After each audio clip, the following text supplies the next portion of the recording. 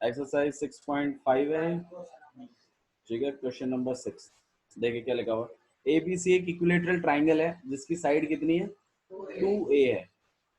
Equilateral triangle एक ऐसा triangle होता है जिसकी तीनों साइडें कैसी होती हैं, तो मतलब उसकी तीनों साइडें कैसी हैं, सही है ना। 6 पेरीमीटर। एक मिनट रुक जाओ बाबू, पहले थोड़ा सा बात तो कर लें इन चीजों के बारे में। ये दो साइड हमने ए मानेंगे। ओके, यहाँ पर ए है, ये बी है और ये सी है, और हर एक साइड कितनी है, 2 है। मतलब यार ये 2 है, ठीक है। उससे क्या हो जाएगा,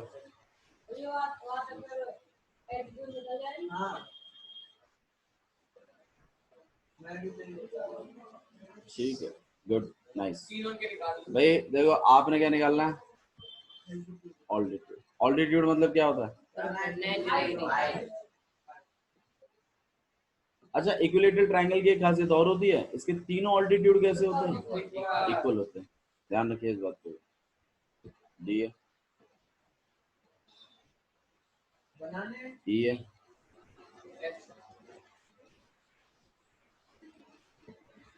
बना लीजिए, फायदे में रहेंगे, ठीक है। अच्छा जी देखो, मैं इस क्वेश्चन को दो तरीके से करके दिखाता हूँ आपको, आप देखिएगा आपको कौन सा वाला तरीका सूट हुआ, ठीक है।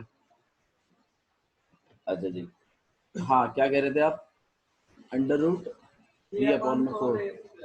चलो उससे कर लेते हैं एक बार। मुझे एक बात बताओ, area of equilateral triangle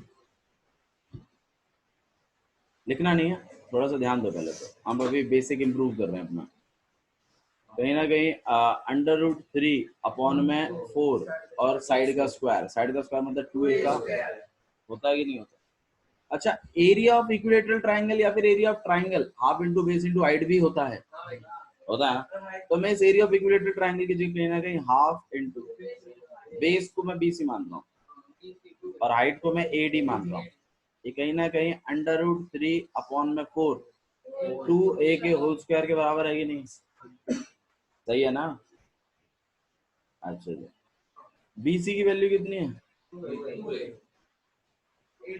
AD तो हमें निकालना ही है, हाइट ही तो निकालनी है, उसको अकेला करेंगे हम लोग। यहाँ √3/4, ये स्क्वायर सबको मिल जाएगा। देखो इस 2 से ये 2 कैंसिल हो जाएगा, इस 4 से ये 4 कैंसिल हो जाएगा, हम AD को अकेला कर रहे हैं। हम इसको √3a² से मैं काट दूंगा, तो AD कितना आ गया, ए बाबू स्क्वायर तो हट गया ना, तो AD की वैल्यू कितनी आ गई, √3 है। और अगर AD √3 है तो भाई BE भी क्या हो जाएगा,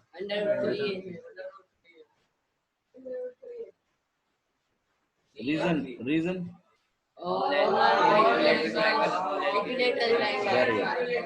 all altitudes of equilateral triangles are equal. All altitudes of equilateral triangles are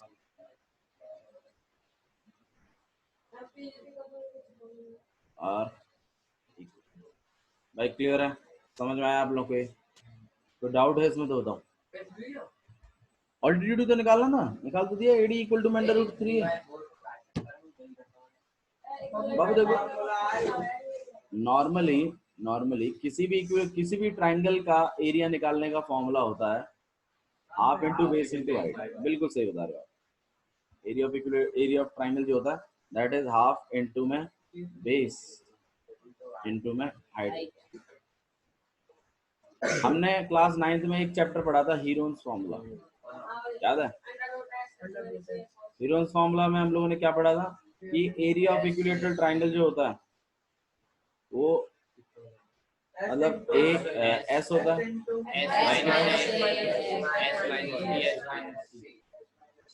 ये भी हमने पढ़ा हुआ है।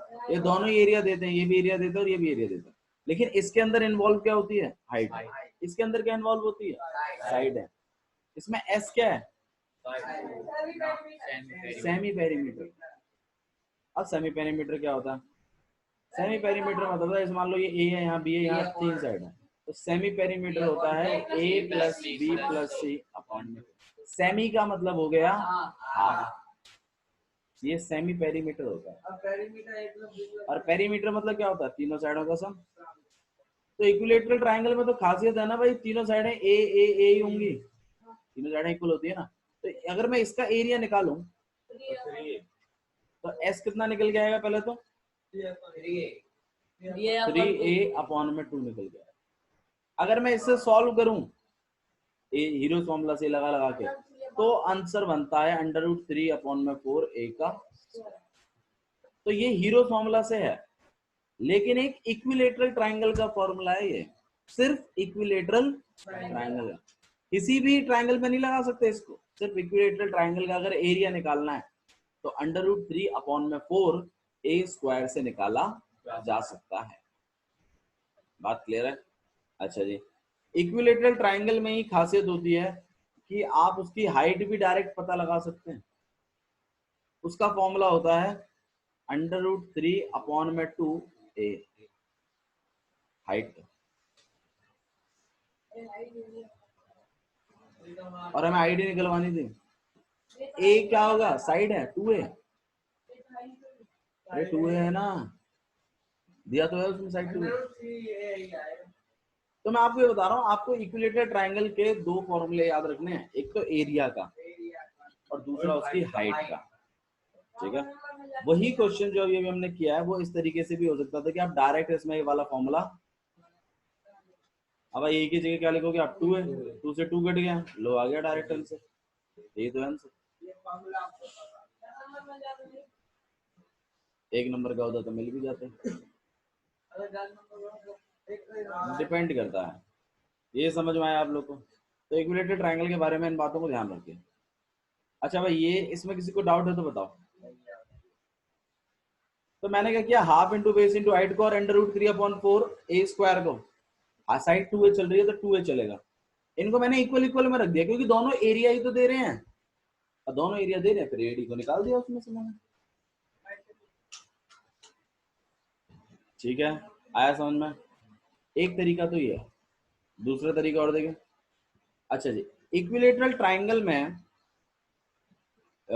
जो आपका ऑल्टीट्यूड होता है वही आपका बाइसेक्टर भी हो जाता है, लाइन बाइसेक्टर। मतलब ये जो ऑल्टीट्यूड बनता है ना, ये सिर्फ परपेंडिकुलर नहीं होता, ये परपेंडिकुलर बाइसेक्टर होता है। सिर्फ ये काम सिर्फ और सिर्फ इक्विलेटरल ट्रायंगल में ही होता है। होता तो ये एक बार आइसोसेलेसिस में भी है, लेकिन इक्विलेटरल ट्रायंगल में ये तीनों ऑल्टीट्यूड्स के लिए होता है। कैसे? क्वेश्चन में कहाँ बोला उसने? तो ये बोला हुआ है कि एक ऑल्टीट्यूड बनाया गया है। तो आपको ये बात समझनी है कि इक्विलेटरल ट्रायंगल में अगर ऑल्टीट्यूड बन रहा है ना, तो वो कहीं ना कहीं बाइसेक्टर का काम भी करता है। हाँ, हम इस स्टेटमेंट को लिख सकते हैं। ठीक है, तो आपका मैं बता रहा हूँ तरीका क्या चलेगा। तरीका ये चल सकता है कि भाई मान लो ये ऑल्टीट्यूड आया, तो ये बाइसेक्टर का काम भी करेगा। भाई ये पूरी साइड कितनी थी? 2a थी ना, 2a थी। तो यार ये a हो जाएगा और ये भी कितना हो जाएगा? यार ये कितना है? पीजीटी लगाएंगे इसमें। इसमें क्या लगा देंगे हम लोग? Pythagoras theorem.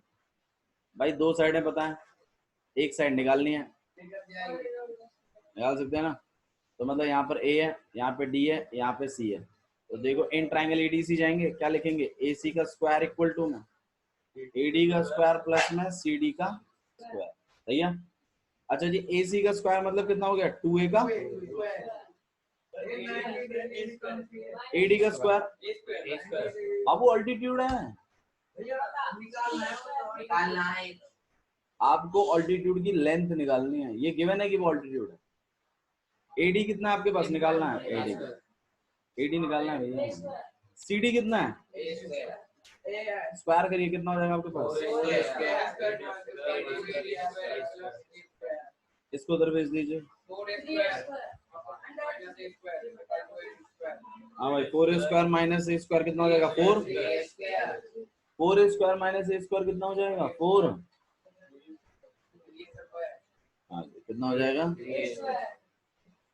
ये बन नहीं गया तुम्हारा ए स्क्वायर से ए स्क्वायर माइनस हो गया। गुड, एक साथ है। 4a² माइनस ए स्क्वायर कितना हो गया? 3a²। एडी को अकेला कर दिया, रूट चढ़ जाएगा। हाँ भाई, जिससे पूछूंगा वो बताएगा आंसर क्या आएगा इसका। विवेक,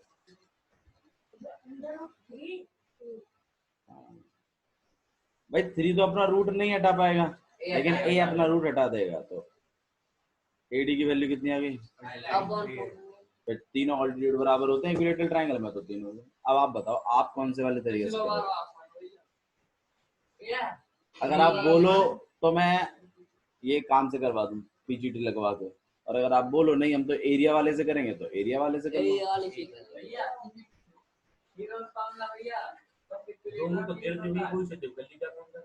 नहीं, मैं क्वेश्चन किससे करूं? ये तो मैंने समझाया है आपको, ये मुझे क्वेश्चन भी तो करना है यही वाला।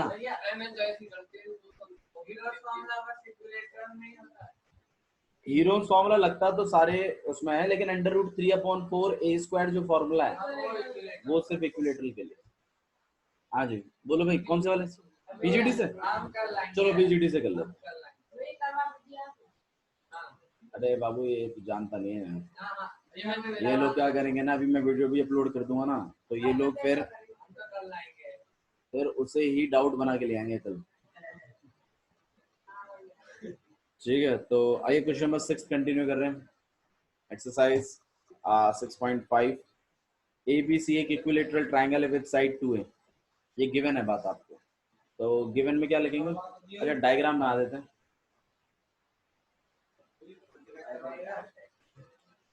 बाबू मैंने आपको एक ब्लूप्रिंट दिया है, फिर मैंने आपसे एक सवाल पूछा है कि मैं कौन से वाले तरीके से करूं। मेरे पास आंसर आया है कि वो पीजीटी वाले से कर दो। पीजीटी वाले से करेंगे, क्या दिक्कत है?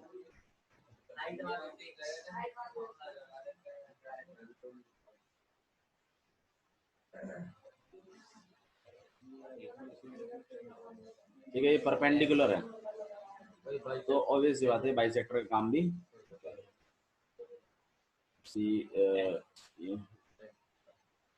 आज गिवन है आपको एबीसी कैसा ट्रायंगल है?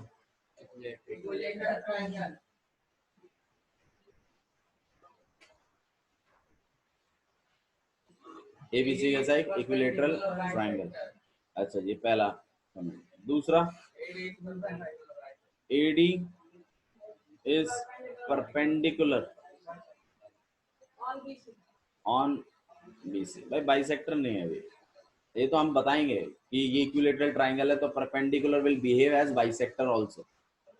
अगर ये परपेंडिकुलर है तो आप यहाँ पे लिखोगे कि angle A D C equal to में angle A D B equal to में 90 डिग्री। ठीक है, और आप ये भी लिख सकते हो कि बी डी किसके इक्वल है? डी सी के। अब रीजन यहाँ लिखोगे आप, रीजन क्या है इसका? Perpendicular altitude behave as bisector. Altitude या फिर ऐसे लिख सकते हैं ऑल्टीट्यूड। हाँ जी, altitude is line bisector as well. Line या फिर परपेंडिकुलर बाइसेक्टर लिख देता हूँ। Altitude is perpendicular. बाबू देखो, ऑल्टीट्यूड बोल दिया तो परपेंडिकुलर हो जाता है, लाइन बाइसेक्टर और बोलोगे तो परपेंडिकुलर बाइसेक्टर ही बन जाता है। ओवरऑल बात हुआ है, तो altitude is perpendicular bisector in equilateral triangle. बहुत बढ़िया, इक्विलेटरल। अच्छा जी, एक बात गिवन और भी है, ये इक्विलेटरल ट्रायंगल से मिला है मुझे। ठीक है, यहाँ पे लिखना था एक्चुअली, इसके नीचे मुझे लिख देनी थी बात कि भाई AD इक्वल हो जाएगा किसके? CE के, और इक्वल हो जाएगा BF के, क्योंकि ऑल्टीट्यूड्स इक्वल होते हैं और साइडें भी इक्वल होती हैं। वो भी लिख सकते हो आप कि भाई AB equal to BC equal to AC equal to 2A, है ना? बात गिवन है ना आपको, 2A के इक्वल है तीनों साइड है। तो ये दो गिवन है और इनमें काफी कुछ है लिखने के लिए, प्लीज थोड़ा सा ध्यान रखिए इस बात का। बोलो भाई, परपेंडिकुलर बाइसेक्टर का साइन। हाँ वो लिख सकते हो आप, परपेंडिकुलर लिख के फिर बाइसेक्टर लिख दो। ठीक है। अच्छा जी, टू प्रूफ देख लीजिए। टू प्रूफ नहीं है इसमें, तो फाइंड है, सॉरी, फाइंड करना है हमें, फाइंड एडी। ठीक है, सॉल्यूशन स्टार्ट कर रहे हैं। हाँ जी, तो सबसे पहले तो हम इस बात को लिख देते हैं भाई, बी सी कितना है, 2a है। तो ऑब्वियस सी बात है, सी डी कितना हो जाएगा, 2a अपॉन में 2, काट पीट के कितना आ गया, a। तो सी डी की वैल्यू कितनी आ गई, इसमें लगाएंगे ना पीजीटी तो काम आएगा ना। और ए सी तो हमें पता ही है 2a है, ये बात तो आपको क्या है, और ये बात भी आपको क्या थी।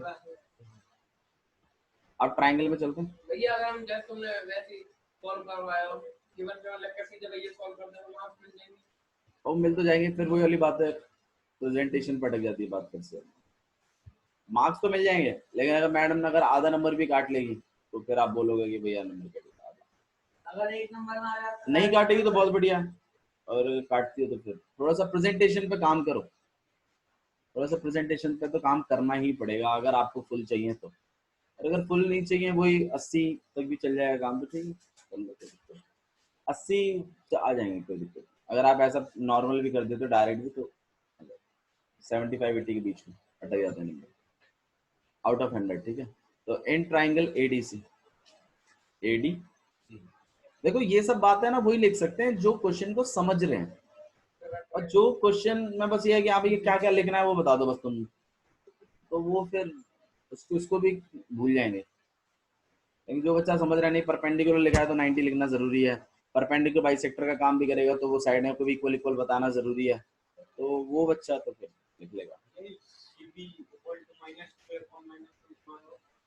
माइनस नहीं बाबू, ये 2a है, 2a का हाफ कर दिया ना, bc का हाफ कर दिया भाई, सी डी क्या है, इस पूरे बीसी का क्या है, आधा ही तो है, तो वही तो लिखा है मैंने, बीसी लिख दिया पहले 2 है, फिर सी डी की वैल्यू निकालने के लिए मैंने 2 अपॉन 2 कर दिया, 2 से 2 काट दिया, ए बच गया। सी डी की वैल्यू कितनी आ गई, ए। फिर ए सी की वैल्यू भी निकाल दी, वो भी कितनी है, 2 है, पहले ही बता दी ना। ठीक है, अब इस वाले ट्राइंगल में क्या हूँ, अब इसमें लगाऊंगा पीजीटी अपनी। हाँ भाई, ऐसा लिखूंगा कि angle A D C equal to में कितना है, 90। रीजन क्या है, गिवन लिखा है ना, ऑल्टीट्यूड, याद होगा। अगर ये 90 डिग्री का है तो मतलब इसमें पीजीटी लग सकती है, तो मतलब ए सी का स्क्वायर इक्वल टू में ए डी का स्क्वायर प्लस सी डी का, रीजन क्या है इसका, P G T.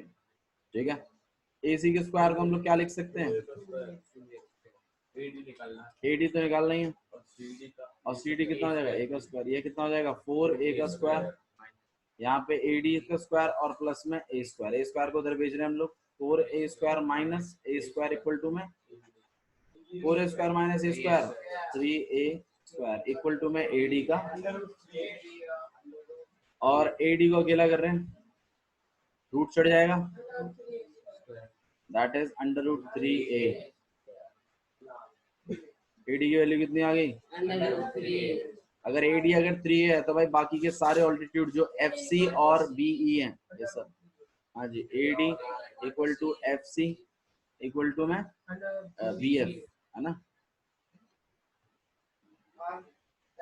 Equal to में अंडर रूट 3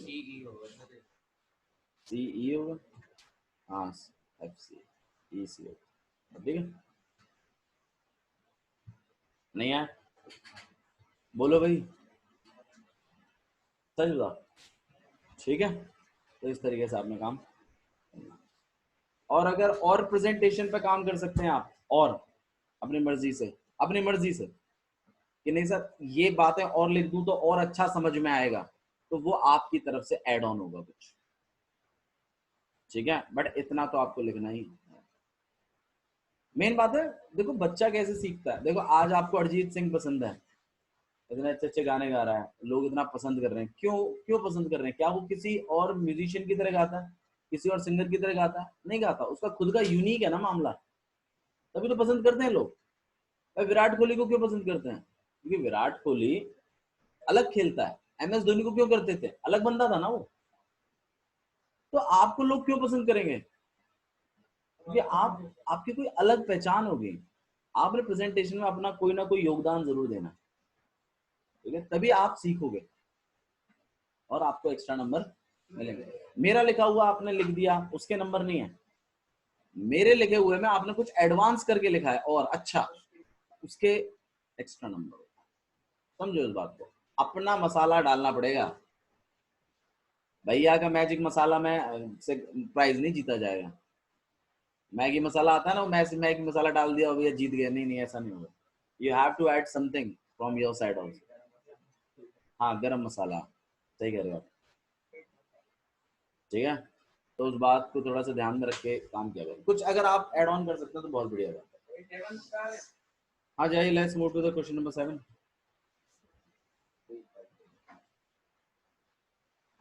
क्वेश्चन नंबर 7 देखिए क्या लिखा हुआ है।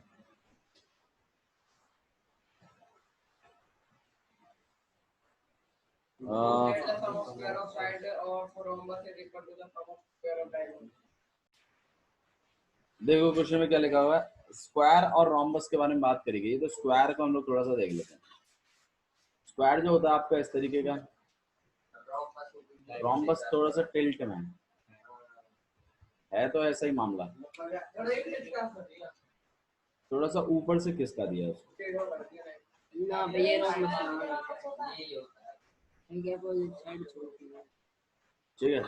तो भाई जैसे, हाँ जैसे स्क्वायर में नहीं होता चारों साइडें कैसी होती हैं, तो भाई टिल्ट करने से साइडें थोड़ी बदल गई, साइडें तो अभी भी कैसी चारों साइडें। अच्छा, इसमें 90 डिग्री होता है मामला। इसमें एंगल्स के बारे में आप कोई कमेंट नहीं कर सकते।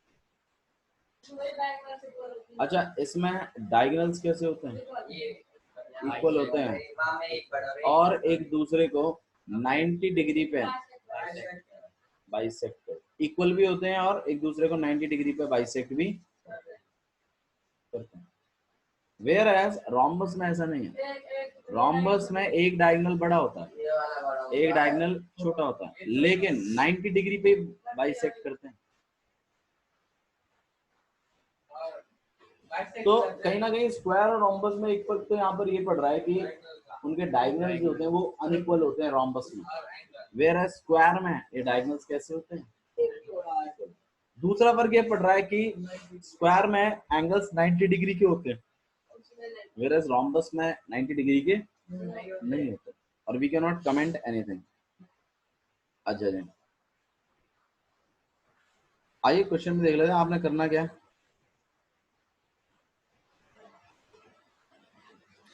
क्वेश्चन पढ़िए क्या लिखा हुआ है। Prove that sum of the square of the sides of the rhombus is equal to the sum of the square of the diagonals। मतलब हाँ आप बताओ। तो भैया रोम्बस के साइड का स्क्वायर सम का स्क्वायर है भैया। सम का स्क्वायर नहीं है, रोम्बस के साइड का स्क्वायर है, साइडों के स्क्वायरों का सम, स्क्वायर के स्क्वायर का सम, वो डायगोनल के वो इक्वल दिखवाना है उनके डायगोनल्स के स्क्वायर के सम के। तो मतलब आपके पास एक रोम्बस है इस तरीके से,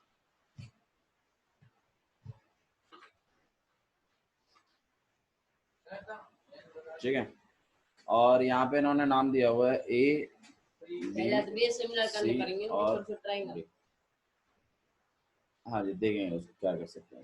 सबसे पहले हम ये तो देख लेंगे हमारा टू प्रूफ क्या है।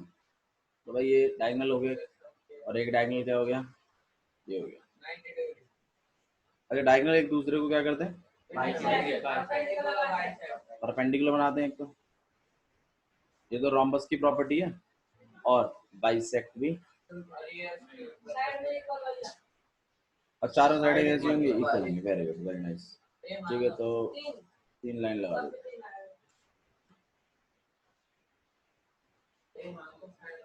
ठीक है, अच्छा जी, तो गिवन लिख लें। आइए गिवन लिखते हैं सबसे पहले। गिवन क्या है कि A B C D is rhombus. A B C D क्या है, रोम्बस। भाई रोम्बस है ना, तभी काफी कुछ गिवन हो गया। सबसे पहला हाँ पैरेलल भी है, ए बी सी डी के पैरेलल भी है और इक्वल भी है। हाँ हाँ, तो आप इस बात को भी लिख सकते हो कि ए बी इक्वल टू में बी सी इक्वल टू में सी डी इक्वल टू में फिर वही पैरेलल लाइन स्क्वायर में पैरेलल ये भी पैरेलल रोम्बस में भी पैरेलल होती है भाई, ये वाली साइड कहीं ना कहीं इस वाली साइड के पैरेलल भी है, और ये वाली अपोजिट साइड में पैरेलल भी होती है रोम्बस। ठीक है, अच्छा जी, ए बी ये सब सारे इक्वल है। ओके, और क्या चीज गिवन आपको भाई? ये गिवन नहीं, और क्या क्या पता चला आपको कि आपका ये बीच में ओ दे देते हैं नाम, A O angle A O B equal to में angle B O C equal to में एंगल सी ओ डी और इक्वल टू में एंगल ए, और इक्वल टू में किसके? Very good, 90। रीजन नहीं, हमने ये रोम्बस है इसलिए ये बातें लिखी जा रही है सर। अच्छा जी, और